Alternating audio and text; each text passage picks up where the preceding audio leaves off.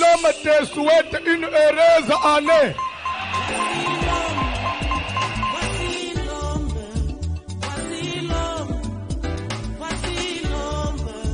L'homme des douleurs, voici l'homme.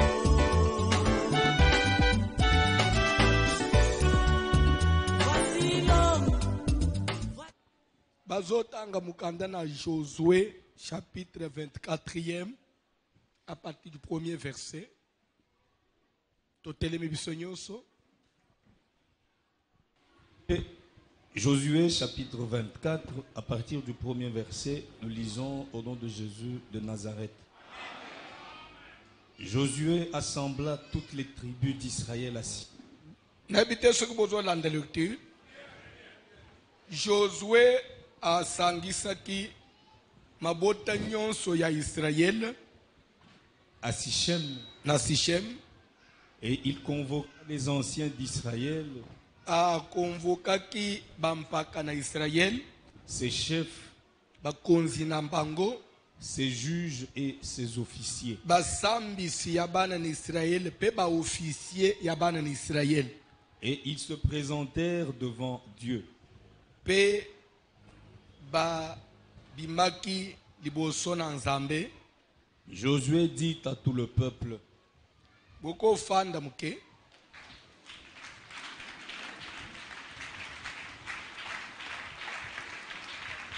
Nazolinga na épinglé eloko moko na lecture oyo olanda très bien oko reprendre landa bien ozwa eloko moko. Josué assembla toutes les tribus d'Israël à Sichem, Josué asangisaki mabota nyonso toutes les tribus d'Israël à Sichem, mabota nyonso mabota zomi na mibale ya bana na Israël na mboka na Sichem. et il convoqua les anciens d'Israël, N'habitez ce qu'on doit comprendre. Tout Israël est déjà là. Devant Josué, ils sont là assemblés. Josué avait une communication à leur adresser. Mais la Bible dit, il convoqua les anciens. C'est-à-dire que devant Dieu, Dieu ne travaille pas dans les désordres. Dieu, c'est un Dieu de la hiérarchie. Ça veut dire, Dieu respecte l'ordre établi. Dieu commence d'abord par les anciens. N'importe ce qu'on doit comprendre. Quand on dit les anciens, c'est comme dans chaque tribu, il y avait des chefs de tribu. Ndengo monaka na famille, on a chef de famille. Si quelqu'un se fait passer pour chef de famille et que vous lui donnez ce pouvoir-là, sachez que devant Dieu, il a un mot à dire sur vous. Parce que Dieu respecte le pouvoir. C'est pourquoi, chef de famille, au nom de Jésus. Quand il y a des chefs de famille, directement il aura un mot à dire. Parce que la Bible dit c'est le supérieur qui bénit, c'est le supérieur qui maudit. Donc, on a convoqué le chef. C'est-à-dire que Oya Kolobana ba chef, ça engage tout le monde. Et ça, calculé au Congo, on est plus de 80 millions d'habitants. Vous voyez, plus de 80 millions d'habitants. Mais nous avons quelques 540 députés dans le palais du peuple. Les 540 députés là, et nous avons décidé, ça nous emballe, ça nous engage tous. Ça engage les 80 millions. Vous voyez, au nom de Jésus. C'est pourquoi ceux qui, dans un pays, des gens responsables, des gens conscients, pour ne pas dire instruits, je dirais conscients et responsables, des gens qui se respectent, on ne peut pas élire quelqu'un sur base de polo. Vous avez voté comme député pour appeler au polo. Vous avez élire comme député pour Abouaki Mbongo. Vous avez voté. Mais Mouto a engagé à venir pendant 5 ans. À venir pendant 5 ans.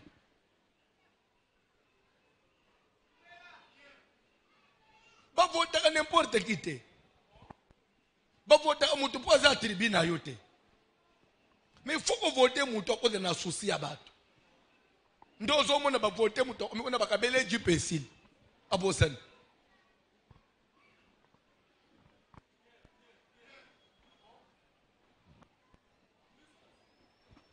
Alléluia.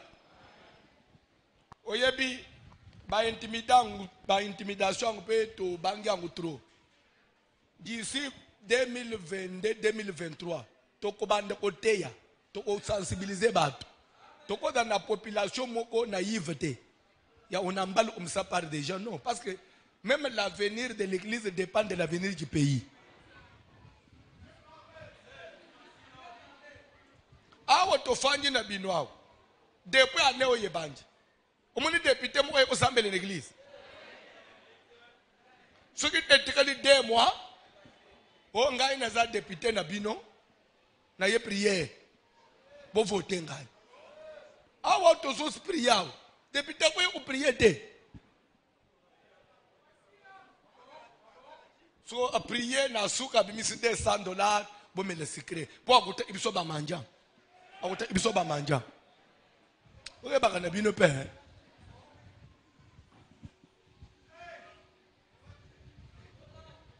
donc Bible dit que Josué a convoqué toute l'assemblée d'Israël mais nzamba zo banda na ba chef na ba ancien ba mpaka ba mikolo ya assemblée wana ba chef na ba officier et ça c'est là que Dieu a communiqué avec un point très et s'engage toute la communauté. Jour okoyeba ke ndengo tambula aboy. Le fait d'adhérer à une église, ndengo boya église, votre devenir, votre avenir et votre devenir spirituel, et zo dépendre na muto azali boso na yo, okomjima n'importe qui dans la pasteur na yo te. Avant de la partie, il faut parce qu'il a l'appel de Dieu. Mouton y a cause de représenter les personnes ensemble. Parce que Dieu travaille comme ça.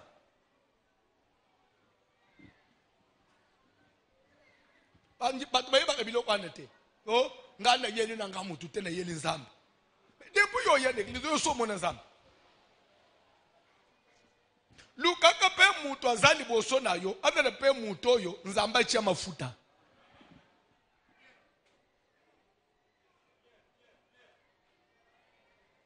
même si les hommes ne peuvent pas être parfaits, mais il faut que ça soit quand même quelqu'un qui a une vocation, un appel authentique de Dieu. Les autres pasteur. Quelqu'un peut commencer dans une rébellion, vous voyez comme ça. Quelqu'un qui fait du mal, comme les Congolais n'aiment pas qu'on les corrige. Ah non, ce qui bon na banjanga. Mon pe ba mama ba yiwan. Ah tanga moko to olanda Yesu. Yesu azawane bozolanda, be bozolanda muri mo rebellion.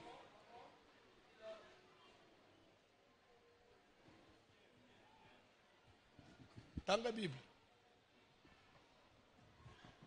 Et il convoqua les anciens d'Israël, ses chefs, ses juges et ses officiers. Ndo omone pe ndenga bufanja mtozo souffler na litoi. Intercession mo ebangi na Louvre omoni nyoso peza kanzambe to sambele ape mingi to komeka pe kuna ya solo saba erni ba 20h45 kaslobi osignale ngai ce qui est dans la prière, aujourd'hui c'est la bataille maponeni.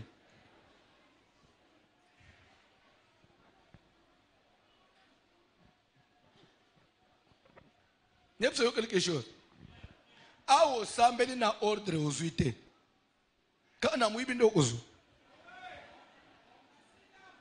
Ah, au sambeli na polele boy esimbité. Na tricherie ndo ende aussi.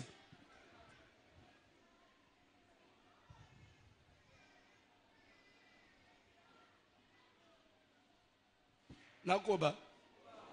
Okotanga Bible te papa. Et ils se présentèrent devant Dieu. Ba mpaka wana nde ba se présenter liboso na Nzambe. Ba ancien, ba chef, na ba officier nde ba se présenter liboso na Nzambe. Au nom de toute la communauté. Au nom de toute la communauté. Tanga Bible. Keba na famille na bino nana représenter bino spirituellement. So Adam to atada mama ba yamba moto na pokwa. Dere na famille ngakuti pena so mutu wa famille te. Hayo ole bakingande chef de famille. Yo mona ngana famille en poza na uza chef na ngai.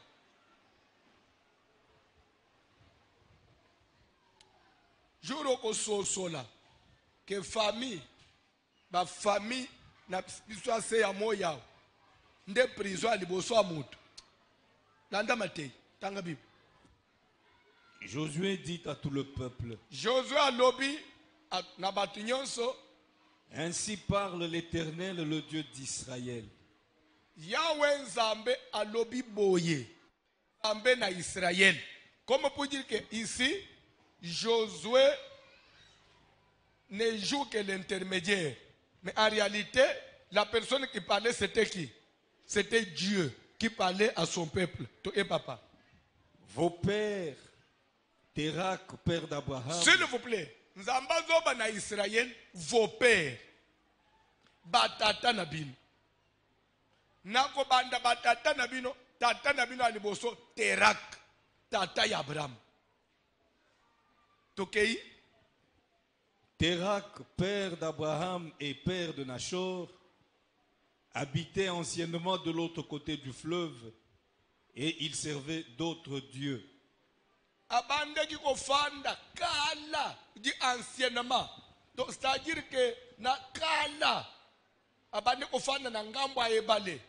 Mais il servait d'autres dieux. En d'autres termes, il était un idolâtre, il était païen, un féticheur, un occultiste. Nzambe azo informé libota na Israël, azo informé les 12 tribus, azo informé bana ya Abraham, bana ya Isaac na Jacob, vos pères. Pona bango, ils pensent que l'histoire ya Israël d'après bango et bandeli na Abraham, na Isaac na Jacob. Mais Dieu dit non. Depuis les temps anciens, ça n'a pas commencé avec Abraham, ça commence avec Térak, père d'Abraham. Est-ce que quelqu'un me comprend? Et il leur dit que batata na bino, bataka ba pagano, batako fanda kala na ngambo ebale, pe batako selela ba nzambe ba paya. Mais baton nzamba zo informé wana vos pères. Et pourtant, bango ba mi considérer kabana na nzambe. Bango ba mi considérer libota na nzambe. Mais lelo nzamba zo ko bimisela bango vérité moko boy caché. Oh, ataba zo beke bino Israël mais bobo sende ba tata na bino. Bazaki ba banganga. Bazaki ba pagano, bato abakisi. Bazaki ofanda na ngambo ebali na bato abakisi. C'est comme pour dire que même ndengo fanjwana koka ni sateke po olobi na njimeli Yesu. Koka ni sateke po oye na église, okomi mama oyembaka, papa o exhortaka, okomi serviteur de Dieu et que ton origine va disparaître devant Dieu, non.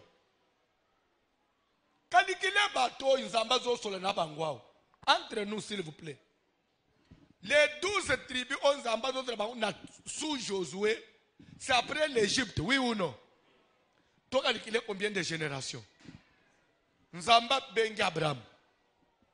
Abraham a oumeli nanu na stérilité ti aye oboti Isaac. Isaac a pas fandi na stérilité ti abali na 40 ans aye obota na 60 ans. Na mtoso ko bien. 20 ans ya stérilité. Aye obota Esaü na Jacob. Jacob aye okende na epa Laban. A manœuvre nyoso basaliye kuna plus de 20 quelque chose d'années nda yeko bimepa Laban. Nda zongi. Ayeko s'installer, bayeko teke Joseph. Joseph akende Égypte na sima yeko benda bande kone balanje na Égypte. Ti Joseph aye kokufa. Batu nyonso ya génération, pour ton information, batu bakotaka Égypte balandaka Joseph. Baza à peu près 70 quelque chose de personnes.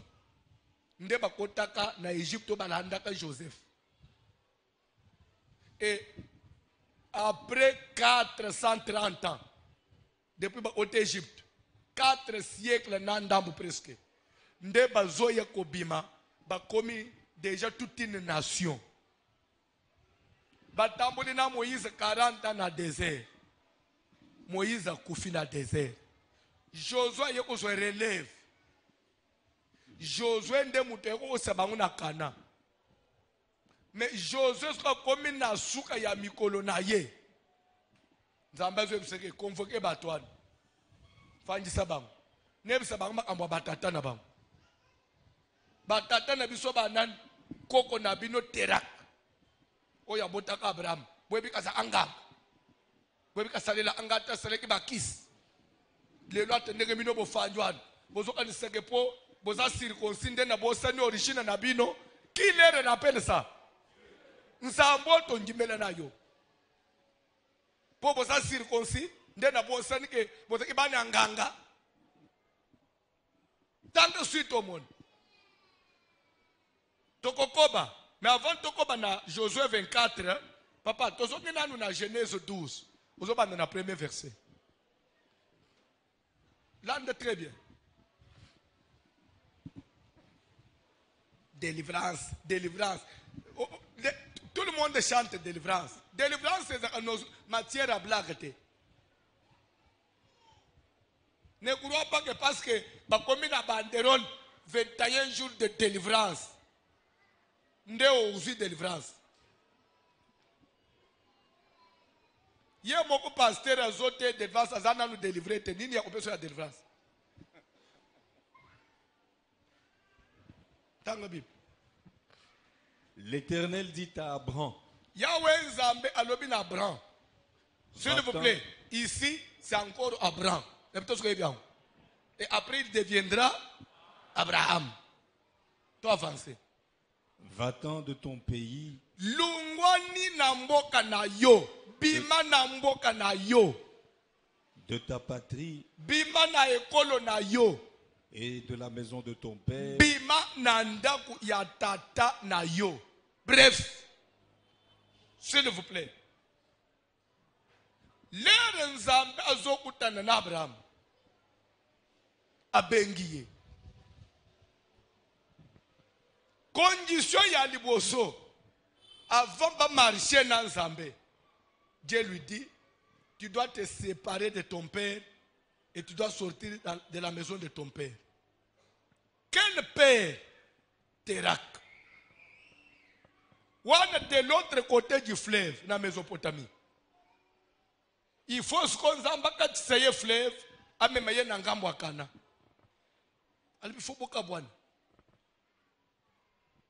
C'est maintenant que je viens de découvrir pourquoi Nzamba zo obligé Abraham abima. Nzoka nde ndako ya tata neze ndako abakisi. Ndako anganga. Nzamba ko benga yo, Nzamba ko salo grâce oyeba Nzambe. Ata mama ne bino za ndoki. Ata papa ne bino za occultiste. Ata papa ne bino za magicien. Ata za chef coutumier. Dieu peut te faire grâce à Bengio. Mais à condition Oluka ko kabwana totalement na biloko wana. Oluka ko se séparer totalement na biloko wana.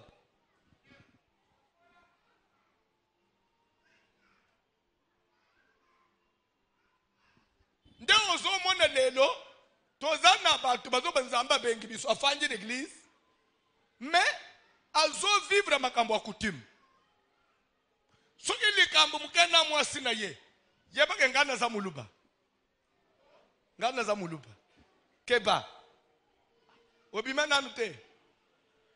Muluba lelui. Musole bitana. Osa ana nangai. Naza muyanzi.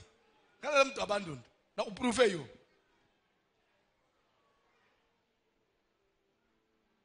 Toda kutu na pasteur ne bisomo azo discuter na ba serviteur. basibe bese khanda base bitala ngana za mungana na kobeta bino Gosa ananangai na za mungana na makila bangala base vitere babengi ngai papa passer zo babete biso za mungana voici l'homme yoko salango bon na ka pe ko teka muninga tena biseke bino pe bo exagere ki mpe akolo babongo pamba te ba pre na bengi passer papa obunda na ba serviteur habite papa bale isaki na beta bango moko na tudie suko becho osilis après obengi prière kota ole beni bo anga misu zo sambel est-ce que muto fala za la pasteur muto fala za la pasteur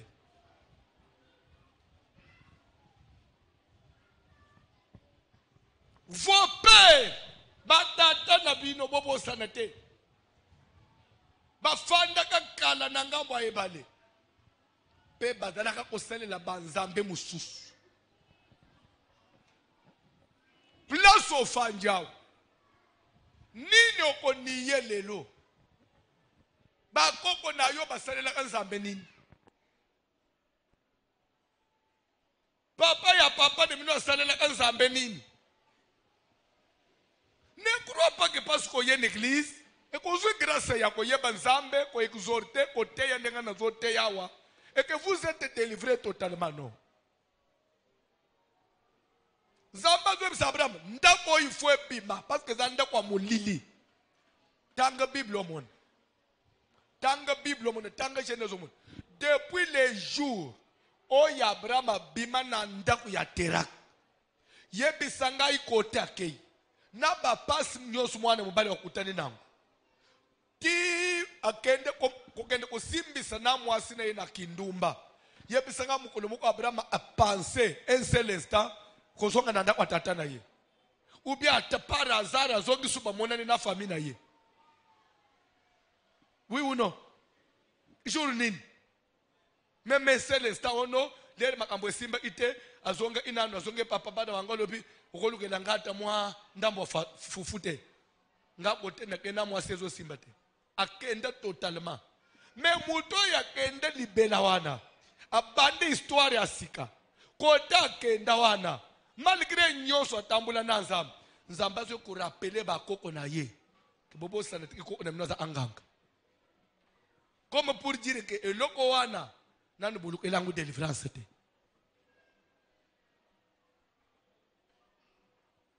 2 Rois, chapitre 2, bandana verset 18.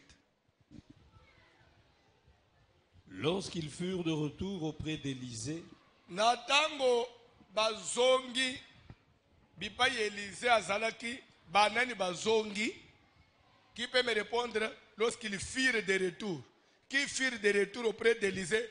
Qui connaît? Qui connaît? Qui a une réponse? Qui a une réponse? Jésus à Nazareth. Même les serviteurs, lorsqu'ils firent au pluriel, lorsqu'ils firent de retour, les fils des prophètes. Les fils des prophètes, ça veut dire quoi? Natango Elia mati na lol. Na lolate, c'est un langage. Parce qu'il y a quelqu'un na lolate. Est-ce que vous voyez pas Kango? Amatina mi pepa li mwe.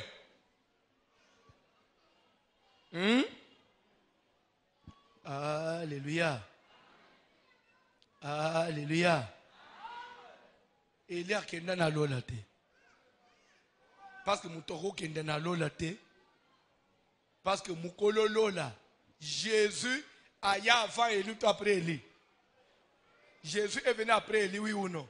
Mais lorsqu'il est venu, il nous dit ceci dans Jean chapitre 3. Nul n'est allé au ciel si ce n'est celui qui est descendu du ciel, le Fils de l'homme qui est. Quand il dit nul n'est allé au ciel, ça veut dire que personne, depuis la création, un humain, et de deux, il va dire, je suis le chemin, la vérité et la vie. Nul ne vient au Père. Donc il est le chemin même du ciel. Et de 3, il va ajouter, restez, je vais vous préparer une place. Après, je viendrai vous prendre. Parce que pour aller au ciel, il faut que Jésus finisse à préparer la place où nous irons habiter. Mais maintenant, si Élie était parti au ciel, il y a une place. Parce que place est au fond de la loi, il y a une fois Il y a une place, il y a 24 veillards, bien 4 êtres vivants. Pour nous, nous ici. Poto ya pamba oy, poto ya pamba oy. Ce qu'on lingo kende poto bazoto no prise en charge, bazoto no na ambassade, na réservation ya hôtel, okofanda wapi. Il faut batu bazo yamba yo ba prouver que basi babongisolo biseka bako yamba yo. Il faut ola isina hôtel ofuti na ambassade, nde ba pesho visa. Na poto, oko kende te ono kasi ya na biswaza una non, votre sœur c'est vrai, elle est en Europe. Mais elle a son budget, elle a sa famille. Il faut que la raison bon. Il faut que vous vendre na hôtel basi ba foot. Wapi na subsistance, on vivre ndenge nini. Awo poto. Kaka lola ya Nzambe ndio yokubimaka na lola boyo.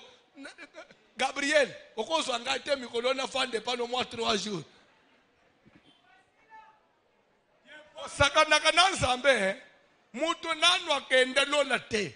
Mukolo lola zoba bokoki bozela suki na silisi ndena kwe kozobino popokende leto zokoma wana penza ambaye bibatu okende lola leto zokoma ukuta mutu na mwa numero na ya appartement ozana ngote okukende te boye baka ngote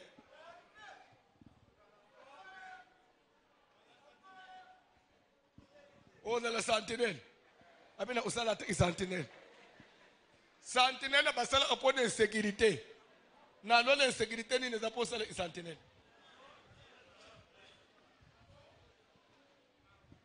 Osambwe. Sambela kombwe ko mama po basala lo réservation. Lelo Yesu avyo tozo matawana. Mutu na mutu ibani na numéro na appartement. Lelo tozo matawana. Eza tozo koma boye. Yo appartement numéro 18. Ce qu'on est biso ba voiture côté ba officier. Côté ba appartement de luxe. Qu'est-ce que vous croyez? Ngana kende ofandre mino na lola otemoko. Tana bande ko bazo mikosa. Na musala nyosu ngana sel to utano na lola poto betana no boy. Bone ba je boy ko. Oh, na se utuna no celebrity na se na vanyi na tapis rouge. Na lola ne to fando no na quartier moko. Oh, boni boy, oh frère. Surtout dans ma côté, na biso. Na ba Eli, na ba père Abraham, ba Josué, ba to ba salela Nzambe, na ba Ézéchiel, ba vieux Jérémie. Jérémie wa prophète. Ba Paul, ba Matthieu, ba Étienne, todo beta masolo amusala Nzambe. Bino pe kuna ba ndimi. Bozo beta masole na bino otonga nsuke otonga una ndio komona na matonga no wana komi voiture ma dépôt koma na Abraham komi no lendwe na atono biango je m'en wana una déjà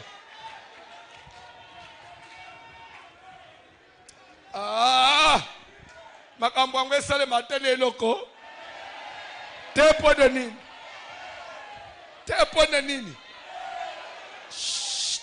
te pona nini nano sali nini te nano bali te ozele nini po bali ozele nini po bali ba frère bangoy yo pe yeyo mutu ya opambule libale pe ngayo nini ezo empêcher ata na pokwa sokolinga so obimi ya bimi na pambule.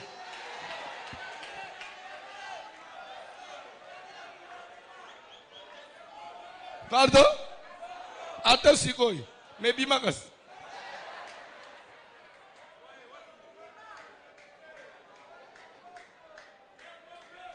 Nanu na balite. Donc, bisonyo stokozela lola, tozela libalo yayo. Po bao babalaki avant yo baba. Bozela na hôtel si de mariage na ubimisa ba vérité mususto ya.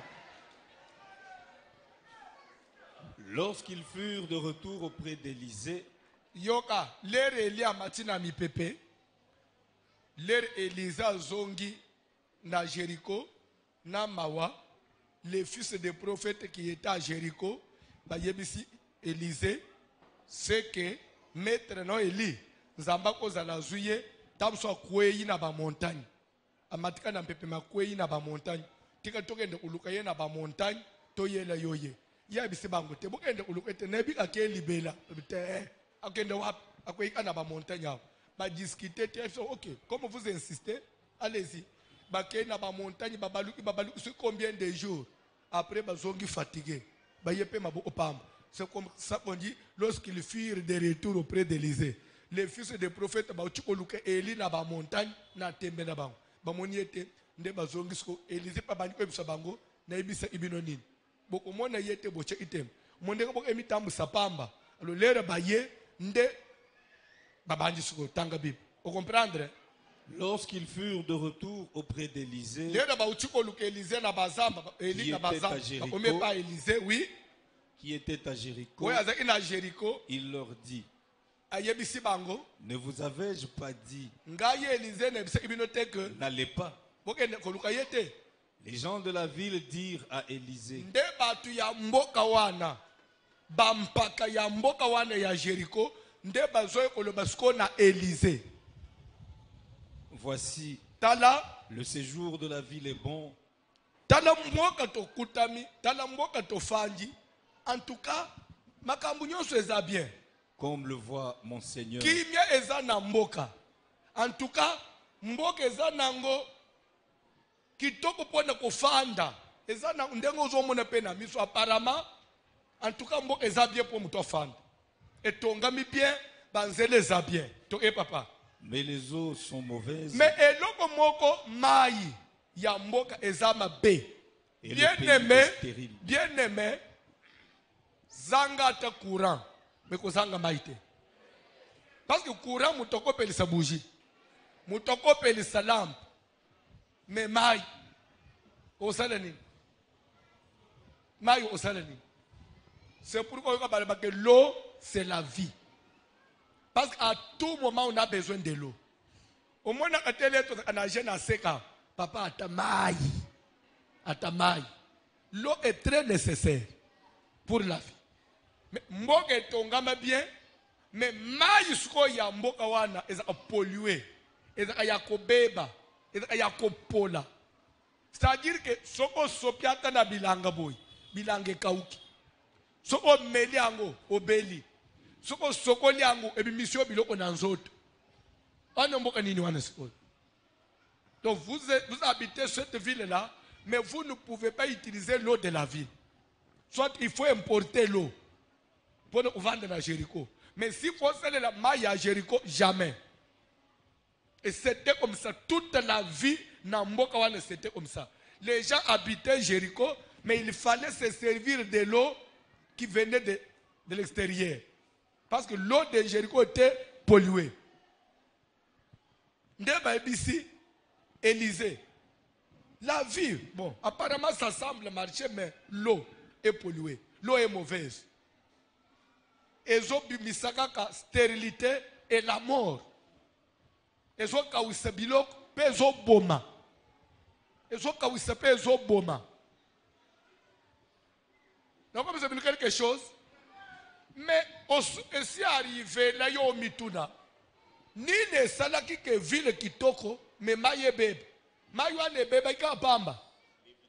Mayo ane bebe ka na yango moko. Mayo ane bebe ka na sentiment. Non. Mais tout n'angaï pourquoi? Parce que Jéricho comme tel. Et là qui bisikate, et là qui mabelete, et là qui mboka bakoka ki kotonga te.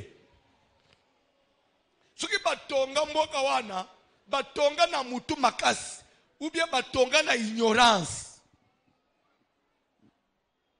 Parce que na tangu bana ni sele baza na désert, bazo ende vers Cana. Bakomi na ville ya Jéricho, Bible dit que Jéricho était barricadé et fermé. Personne ne sortait, personne n'entrait. Webi li solo an. Mira ya Jéricho, webi li solo an. Yoka. Est-ce que oyebi ke Josué atindaki ba espion ba kota na Jericho ba kende ko explorer ville oyebi yango? Oyebi lisolo wana? Elere ba koti na ville. Pourquoi ba tindaki ba kende ko explorer? Je vais vous donner un enseignement. Landez bien. Ce n'était pas parce que il fallait placer ni ba attaquer les bitumba, non. Parce qu'en réalité, même à télé ba explorer ba bimi. Na Jericho ba bunda ite. Ba salika tour ya ville après Mirail et Selenine. Et quoi yangomo. Alors pourquoi il fallait prendre le risque d'entrer pour aller étudier les points faibles? Parce que bunda na mboka wadate. Mais pourquoi il fallait y envoyer des espions? Batinda ka ba espion parce que to bunda to étudier stratégie habitum. Mais kuna boko bunda te. Boko sala ka tour mire ko yango moko banguna bango banji ko bomana. Mais les espions ba otaki pona nini? Tandis qu'au Mukanda il y a un roi, je crois 16 quelque part vers 33. Bible de Baboui.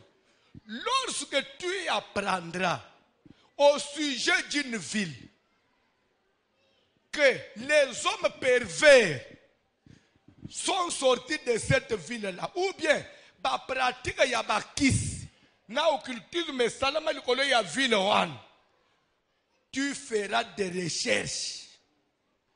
Tu vas chercher à te renseigner, pour examiner si réellement l'infraction est établie. Pardon, Deutéronome 13, bandana verset 33, je pense. Lisez rapidement. Deutéronome, merci papa. Deutéronome 13, bandana verset 33. Et bien là, 34, je crois. Et bien là, autant de Bible, rapidement. Deutéronome 13, 14. Bandana 14, oui. Ou bien 12 c'est mieux. Bandana 14, tout gagné. 13, bandana 13. Des gens pervers sont sur... Bandana 12. Si tu entends. Si tu entends dire c'est ça, sujet, merci. Bandela. Si tu entends dire au sujet de l'une des villes que t'a donné pour demeure l'Éternel ton Dieu. Que t'a donné l'Éternel ton Dieu, oui ou non? Jéricho, c'était aussi parmi les villes que Dieu devait donner à Israël, oui ou non? Mais avant de prendre possession de la ville, si vous apprenez seulement à propos de cette ville-là, que des gens pervers sont sortis du milieu de toi.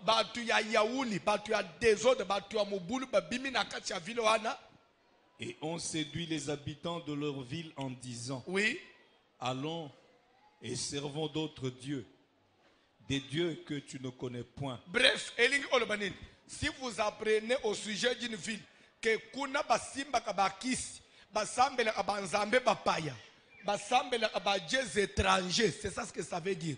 C'est pourquoi je vais vous dire une chose. S'il y a un péché dans la vie que l'Éternel ne pardonnera pas, ezali muto azo simba les dieux étrangers.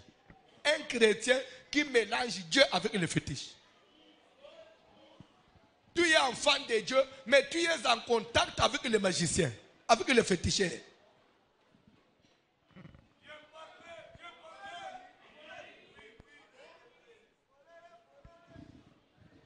Oyo zomona pasteur, azo simba bakis.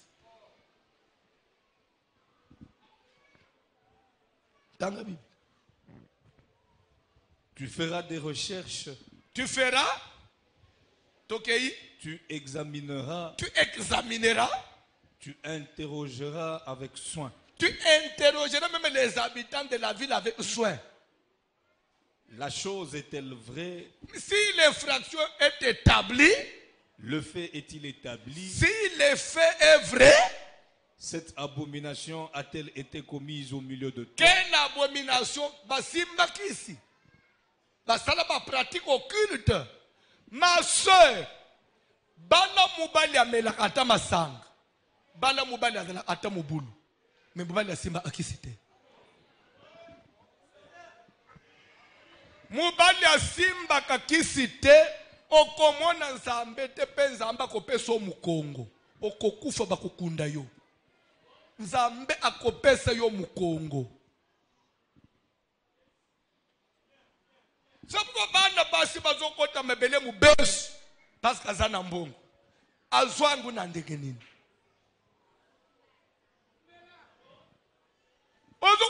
osa sombi mutuk. Azwela mutuk wane yo yebi.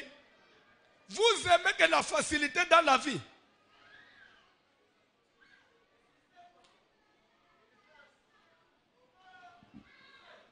Ndenga nazotea, basi batindelo SMS. Dès que la prière finit, tu me fais signe. Je t'attends sur Kabambar. Wanende obimimbala mu yoko mona mutu ke zoya enate sprene tele yo pozo pusana victoire bako ipeto mun ba fumulika sera mati bakangi portiere bakay ba yo uzoye mais yo uchi prière bongo ya uchi wapi mulili na pole batambula anzela moko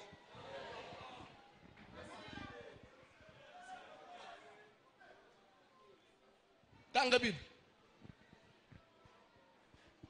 Alors tu frapperas du tranchant de l'épée les habitants de Si cette ville. la chose est vraie, tu frapperas de l'épée, du tranchant de l'épée, les habitants de cette ça okokata batu nyonso mitu. Batu basimba kis kata bango mitu. Net yoto kato mutu. Toi avancer. Tu la dévoueras par interdit avec tous ceux qui s'y trouvera. Okotumba vile wana na bilo nyonso eza na kati na mbongo na babilamba na mitu tumba kozwelo ote. Bref, pour finir, c'est pourquoi au mona l'era basali tour ya ville. 7e jour basali 7 fois les tours de la ville, l'era miraille kweyi. Bible zoba que ils avaient dévoué Jéricho par interdit. Batumba ville. Pour votre information,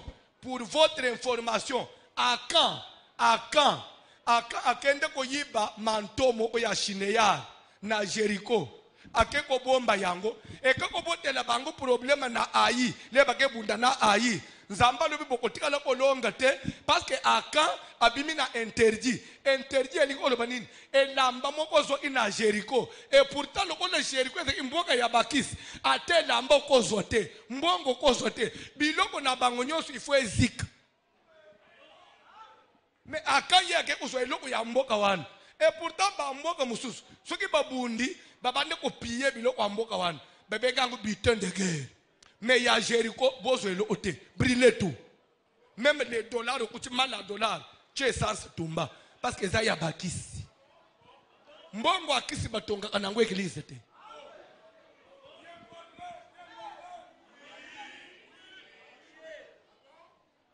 Mwana mwasa kwa kotubele l'église apesi mbongo akindumba tokotonga nango église. Mais yakisi te.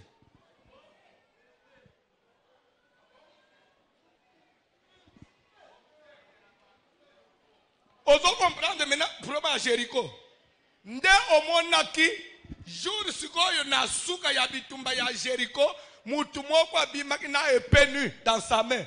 Oyo Josué atunaki est-il de notre ou de nos ennemis. Alors je suis le chef de l'armée de l'Éternel. Je viens maintenant. Et à la fin, Josué finira par prononcer les paroles maudit soit devant l'Éternel, somme qui s'élèvera pour rebâtir Jéricho. Donc Jéricho ne pouvait pas être rebâti. Parce que il y a bakis. Ma belle, il fallait tika la désert. Mais par erreur, par ignorance, yel de Bethel, ayaka otonga ville. Architecte on a gagné qui marché. Atongi ville. Jour où ali boso mwana ne boso amubali akufi. Jour ya suka mwana ne mu ya suka akufi. Malgré makile sopanaka.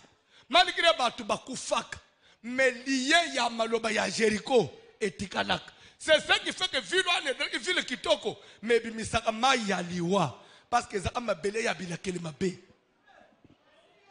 Malgré nzambe, ba prophète bazole kana, Eli avanda na Jéricho, mais amela aka mai ya bilakeli mabe. Ko vanda l'église, ko salela nzambe ezolongula ba lié na yote. Soko da muto utana bilakeli mabe tant que musala approprié salemite okoza la pasteur me ya bilakeli mabe serviteur me ya bilakeli mabe parce que balobele bino maloba na famille ndoko mwana ka mukolo moko o pasteur ana kufika na pongi papa ana kufika musala na kufika boy maloba ya koko na bango elangiye lokole Jéricho. ndo muni nzamba zoyebisa bana na Israël, votre père Terak était un féticheur. Mais biso to bani na Abraham, mais Abraham azana mutobota iti. Ozali ya famille nini? Oyebi l'histoire ya famille te. Yozo ka sepo lebi to yambi Yesu sote nde makambo esili Jericho. Mabele ya maloba Jericho. Yo Jericho. Na mwana mwasi kitoko. Comme nous les voyons, nous les constatons avec la beauté, mais l'eau est polluée. La vie pourrie. So utani na mubali, misala ne bebak. So ko umeli na mubali, aka makamune kufaka. Oza Jericho te. Metale kitoko wa mwasi. Bana basi nyonso bazaya kolinga. Yo landa ga kitoko. Okende kokota na Jericho. Jericho, si vous ne recevez pas la sécheresse, la stérilité, soit c'est la mort. Jericho, il y a soit la stérilité, soit. On est comme stérile dans misala. Agenda ko simba Jericho. Misala ko fioti. Ko lapa. Simba Jericho. Ayo ofanda na alemeo na comprendre lo te mobali à Jericho.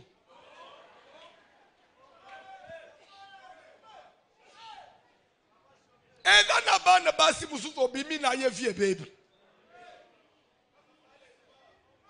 Naza kitoko, aza gentil, aza respect. Eza na mibani mususu asimbio na nzoto, a baby si vino mobimba. A baby si lo vi mobimba. Okomika mutu abila ele mabe siri bila ele mabe.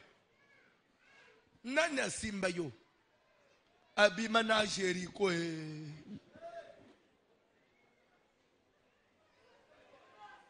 Ah, Léonie n'a pas été comme Imana Jericho. C'est Léonie.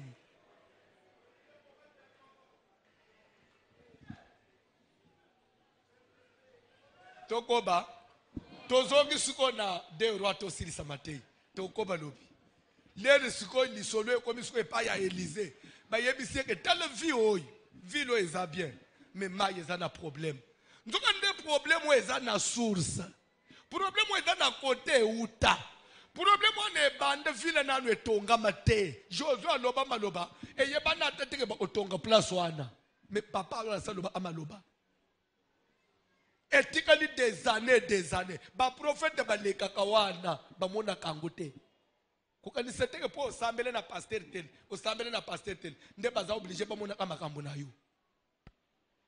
Oui. Élie a le cas à mon angoté. Mais mon tour au constatant c'est Élisée.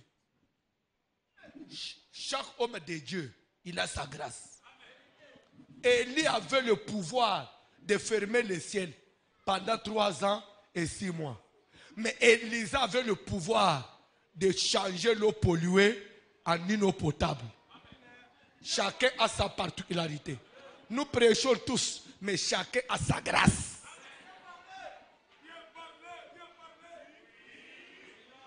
Dans la Bible, papa John, dans la Bible, papa. Les gens de la ville dirent à Élisée, Oui. voici, le séjour de la ville est bon, comme le voit mon Seigneur. Mais botanga avant, botanga chapitre de moi likoloan. Élie, avant matana likolo ka bonana Élisée. Élie alekela na Jéricho te. Si baleka pe na Élisée na Jéricho. Même ma fils de prophète il y a Jéricho ba yepé. Ba bisi Élisée, sais-tu que le Seigneur va enlever ton maître de dessus toi? Ba Élie, est-ce que Élie yeba ki ke maïza opol? Mais après ko kende ya Élie, Elisa zongi nde ba constater que problème oye umeli. Problème ya vie na yo ebandi lelo. Liwa oye na famille mno bobosani yango. Ko sila mbongo sila kabino na famille mno eza ya lelo. Ba ya no bazaka na bambongo te basuka wapi. Yo nde ko intimider biso.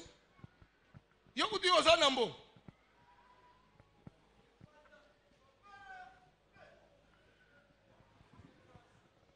Dans la Bible,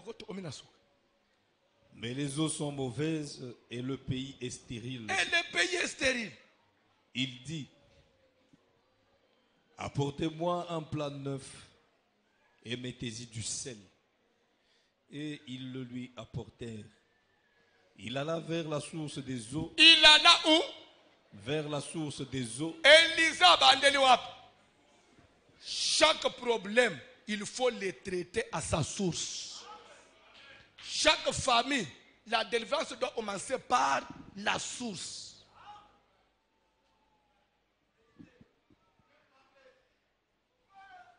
Webi lelo, nazole kanana ville, namoni kaka, barulage bamoni, na peut-être que moi reconnu, bakimi mbamba bandi kufungula nzela, bazo benga na bataxi bisa na nzela. Na tunini, te nzele fom nengina leka batele misinga. Ba ye papa, to lande ki matea na biso. Tozo ipare na biso lo baki barulage, bazo abambongo, banyokola abantu, balesa kabani. To landaki. Toza abatu. Tokoya uluka yo sambela pona biso. Je vous jure. Toyo uluka yo sambela pona biso. Toyoki. Toza batu. Ulobela nzamba lobela ibiso. Zo ande balanda ilite wana ya. Mutu kubunda, mutu kaya kimbambala. Odefi pine, odefi carburant. Ebi matin na poko eluka mwamuke. Nako bima mauvais stationnement. Changement de bande brusque. Au clignotant avec retard. Bureau. Infraction 300 000. 300 000 papa, oyebi condition na bimele na eloko. Odo tala na neta ya mutu kate. Odo tala ta kimbamba na ote. Mutu ko yebi na 16 da mutu kamalamu. Bako yeba teke odefi karibira ya batu ya kabine odefi mbongo 20 000 na mwana kabine na kwen. Ebiske na ozongisa na 22 ba compliqué yoti bale iselo journée mobimba ozongi na bana balalinza papo ya kama chimbongo na kelesa bana na ye bana na bapambula akapo ya za roulage donc yende kolo balabala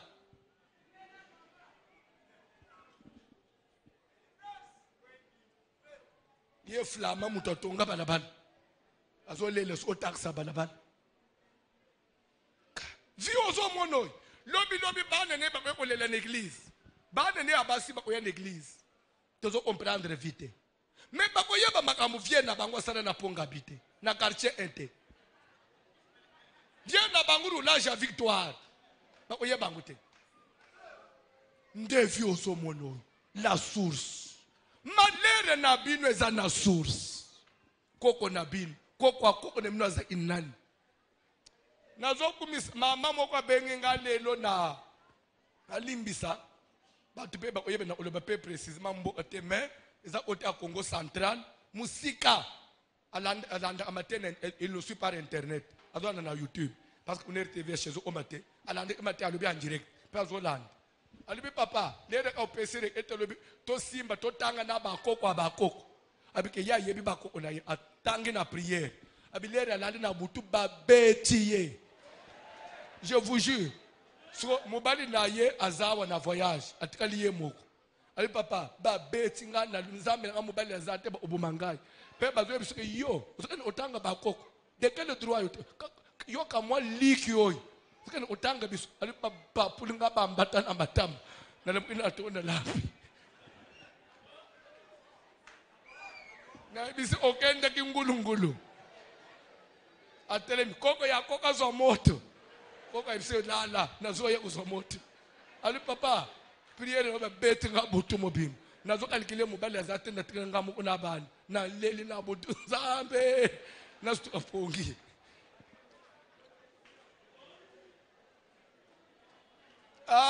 c'est pour vous dire que makambo ezali de vérité, c'est de vérité.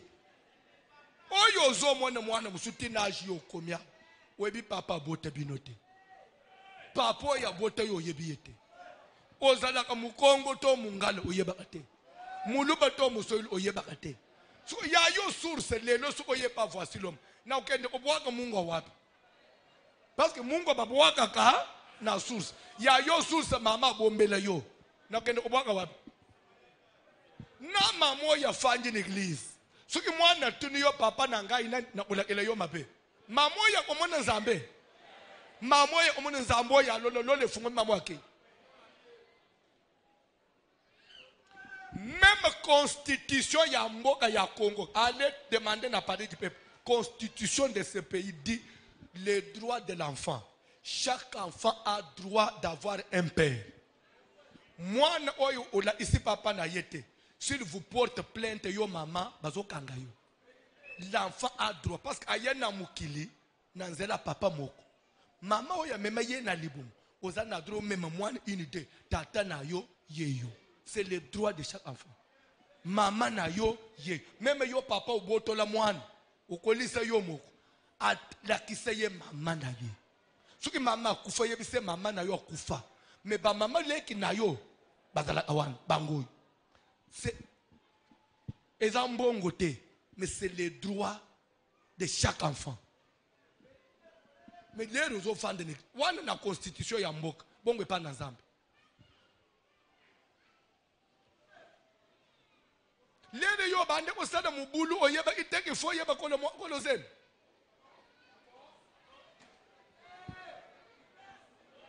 toko ko ba lobi telemali ko to prier te za na mukolo moko zozo 3 ate yo moko ate sozo alikile azaya liboso to ya katikati to ya suka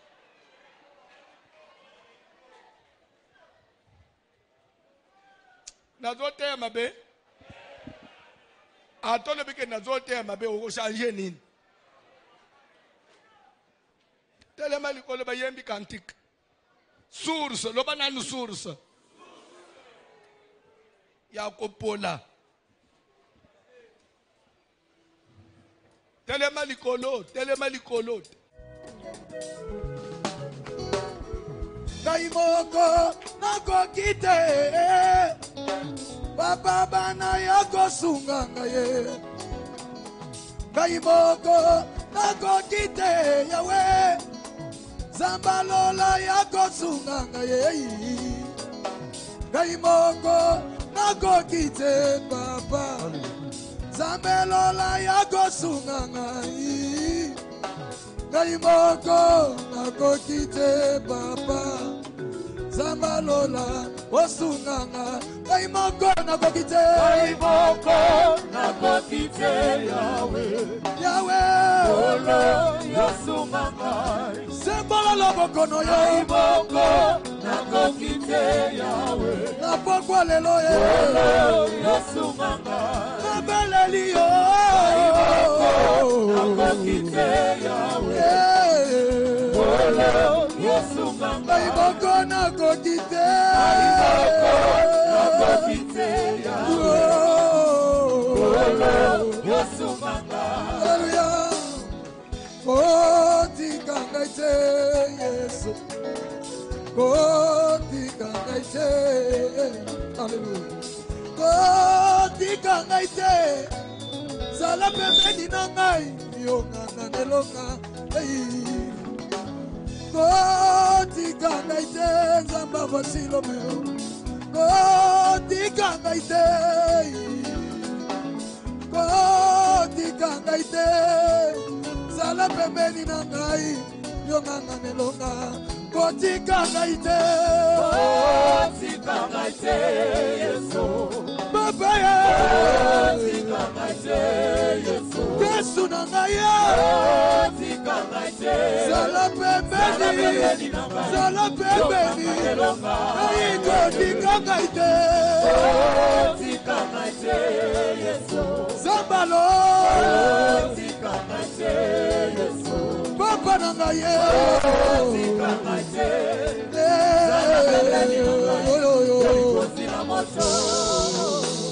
Stop, s'il vous plaît. Landa. Na quoi toutes nos questions? Parce que l'obilère na teya ina loba itokobanda osala ba devoir. Na quoi toutes nos questions? D'où vient que Moussadi na Nzambe yanguya net Eli avandi na Jéricho na traité pour moi ya Jéricho te. Réfléchissons. D'où vient que Élisée nakoya kaka bangi ministère mbala moko asisi poma ya Jéricho. Élisée alekaki eli na nguya na biso place pe erreur ezalaki. Erreur eza quand est-ce que Élisée a eu à résoudre le problème de Jéricho? C'est parce que les habitants de Jéricho ont pris conscience. Ce sont eux-mêmes qui sont venus dire le séjour dans la ville est bon, mais l'eau est polluée. C'est alors qu'il a agi. Chaque fois qu'il y passait, il n'y avait pas de prise de conscience. Il allait faire quoi? La délivrance, c'est d'abord toi. Que toi-même tu constates que dans notre famille, il y a un ça ne va pas, que tu t'amènes vers les hommes de Dieu. C'est pourquoi il est écrit, venez à moi, vous tous qui êtes fatigués. Mais si celui qui est chargé n'est pas venu, Jésus va venir vers toi pour venir prendre le fardeau. C'est la personne chargée qui est censée faire quoi? S'amener avec son fardeau. C'est pourquoi chez nous, au Kasai, on dit, Muto ya mema kilo na mutu ndasala anini. Ndakima kambango po asala nini. Akoma akitisa. Mais si on moni mutu memi kilo azoki mambango te, c'est qu'il supporte son fardeau. Donc, ce qu'il est comme une solution, la délivrance, c'est d'abord la personne lui-même. Que tu prennes conscience. Parce qu'il est aussi écrit, voici, je me tiens à la porte et je fais quoi? Si quelqu'un entend et n'ouvre pas la porte, je vais casser de force. Je vais casser de force. Si quelqu'un entend et ouvre, je vais faire quoi? J'entrerai et je vais souper avec lui. Mais si la personne qui est à l'intérieur, malgré qu'il a entendu les frappes, il n'ouvre pas, Jésus va casser de force. Oyoki dilobananzam, c'est Jésus qui a frappé. Est-ce que tu es prêt pour ouvrir? Mais si tu n'es pas prêt, Jésus ne va pas casser de force parce qu'il n'est pas un bandit. Délivrance est un moutou. C'est pourquoi même dans makambo alibalo, quand le bateken, mbali na ngai na no bongo na bien teme na obongo lisaye. Yo na no bongo lisamut. Yesu nzamba bongo lisi jidate. Yesu bongo lisi jida. Ako ki jidate jidate kalaka mobimba nande nga kutwa teki na Yesu. Bongo yo ndoko bongo lisamubani. Olie yo bongo lisaye yenda ko lie yo. Na obongo lisaye. Yo muli musantu mubongo li abatu. Malembe papa akobongwana. Kobongwana ya mutu eutaka na nzambe. Nazana besoin de la prière. Seigneur, j'ai besoin de la conscience. J'ai besoin de la. Tu veux mourir pourquoi? Ozo kufana bu mwana nyoso ponene. Ozo kufa kaka boy mwana muke ozo kufa kaka boy vino ezo kende kaka boy.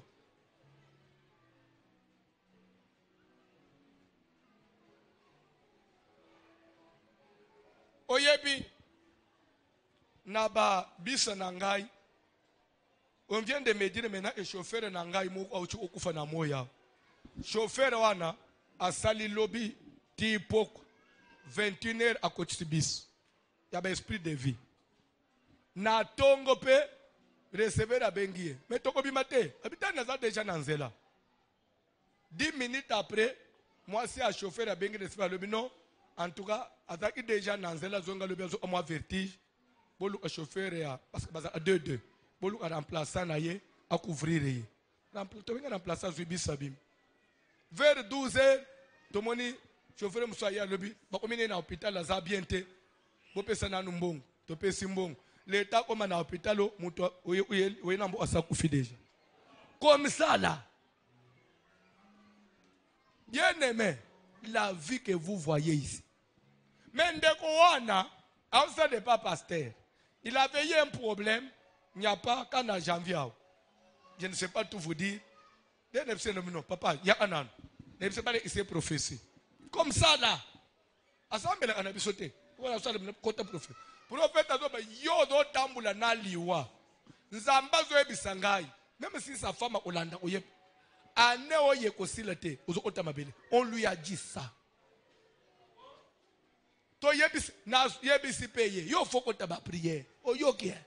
Mais voilà comment quelqu'un qui vous mène comme on dirait sanyi moko ya mbele et glisser na maboko wa mutu. Pa. Donc boye alali butumba bien abimi pena tongo. Akomi ko yakomi pembe. Oh no vertige. Ana otamu sese na zonginda. Akomi na ver no vertige mama to komi na hôpital. Boka nde pas passer bolo kanani mbongo. Topé simbongo leta ba komo ya so ufi déjà za na morgue. Est-ce que na vie mutu faut ko boy? Ozotika mwana ya batu ya mwasi soki na bana mibale ya mike po abandela wapi ni lupango ozotikele ye ni porte ya balocataire omoni ndenge ozotambula boye kokende kobana mobali wa kobotisa yo apres akufi osundololo mukumba te babotisi yo bana apres basundololo oza nanu yo moko eza pasi soki aye kufa osundololo mukumba bana kubunda yo moko na bana au nom de Jésus. Yebisaka mobali soka zo liboso na otala soka ebe okukufa kobana ngate tebo yebisaka bango soka zo ba jeyo ebe okukufa ilunga na nzela nanga azana ba je trop mwana mwaso akobandela wapi na vie au nom de Jésus. Ozo sala prière moto ekita origine nyonso ya mabe ata outana na butu na famille ya molili famille ya potopoto famille ya salité nzambe ya délivrance a intervenir na vie na yo sans la prière.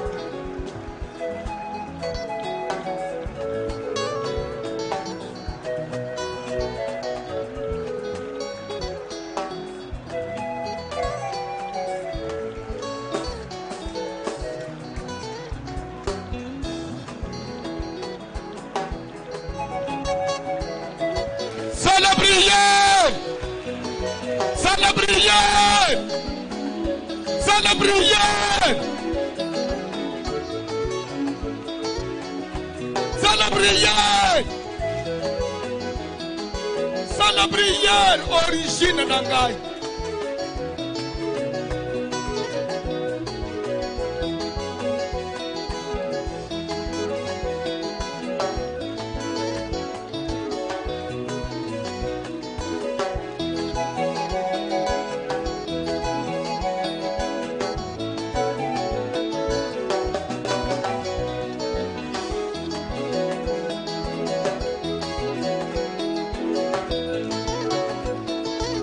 Sans la prière.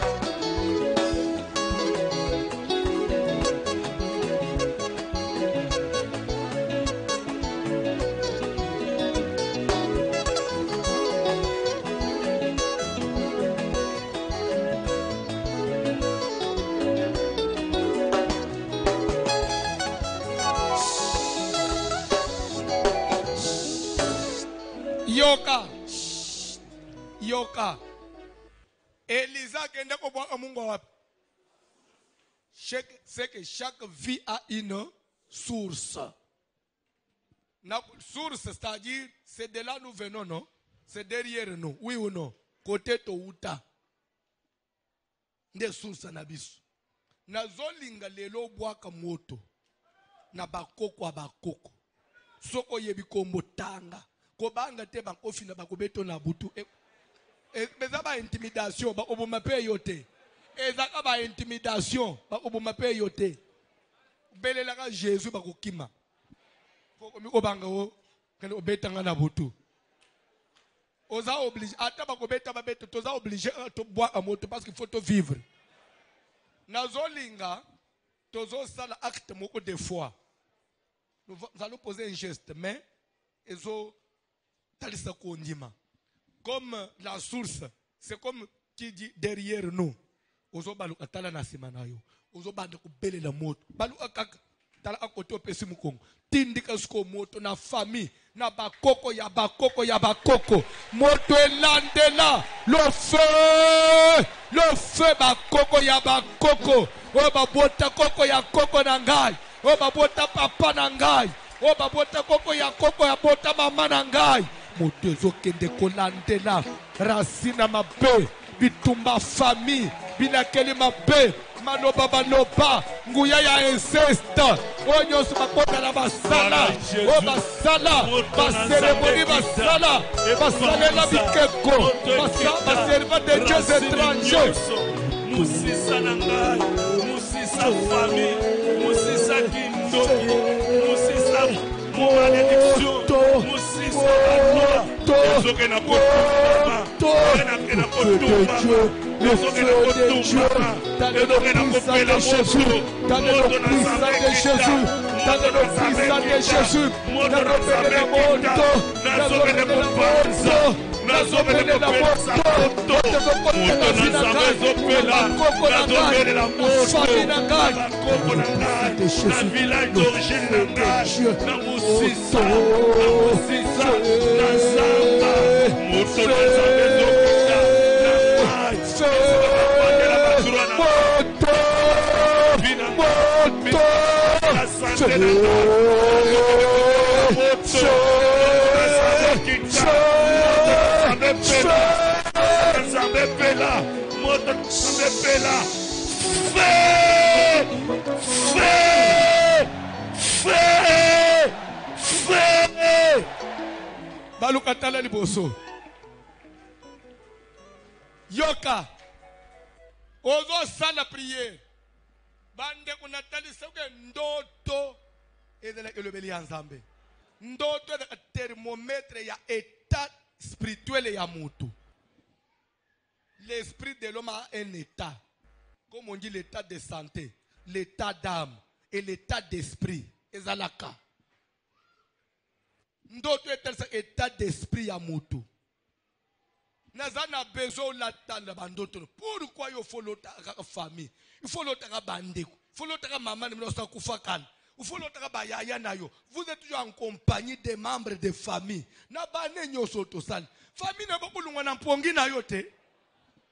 Ce n'est pas en vain que vous rêvez ça. Dieu veut toujours vous ramener pour vous dire que le problème c'est la famille. Ton combat, c'est là. Tu n'avances pas, regarde derrière. Tu ne te maries pas, regarde, c'est ta famille. C'est pourquoi nous avons d'autres familles. Parce que c'est la source. Tika ndoto ya famille elwe yamba moto. Amen. Bao bayaka na pongi na ngai. Moto elanda. Moto epanza moto. Ezikisa. Moto na nzambe pela. Etumba. Etumba. Etumba. Ekita na famille. Ekita na libota. Ekita. Ekena kotumba. Maloba nyonso batika. Mipeba mabe. Minakele mabe. Vinyosa mabe. Via mobli. Via kufa. Via seliba. Limitation de vie. Bandoto molili. Bandoto kindoki. Ezotumbama. Ezotumbama. Ezotumbama. Ezotumbama. Ezopera moto. Ezopera moto. Ezopera moto. Ezopera moto. Ezopera moto. Ezopera moto. Ezopera moto. Ezopera moto. Ezopera moto. Moto na sabezo kita. Musisa kindoki. Famia kindoki. Famia papa. Famia mama. Bazotumbama. Bazokita moto. Ezopera moto. Bandoto na ngai. Bandoto na ezopera moto. Ezotumbama. Ezotumbama. Ezotumbama. Ezotumbama. Ezopera moto. ezotumbama, espera moto, ezopela moto, nazobelela moto, moto etumba, moto ezikisa, na kombo na Yesu Kristo, na kombo na Yesu, na kombo na Yesu. Feu! Feu! Feu! Feu! Feu! Feu! Yoka, il n'y a pas de délivrance sans sacrifice. Amen. J'ai conscience, oui, allez, rentrez chez vous, trouvez un plat neuf et mettez-y du sel, apportez-le-moi. Il y a toujours un prix à payer. Il y a toujours un prix à payer. Vous savez pourquoi il a exigé du sel? Totanga non la classe. Le sel arrête la pollution. Au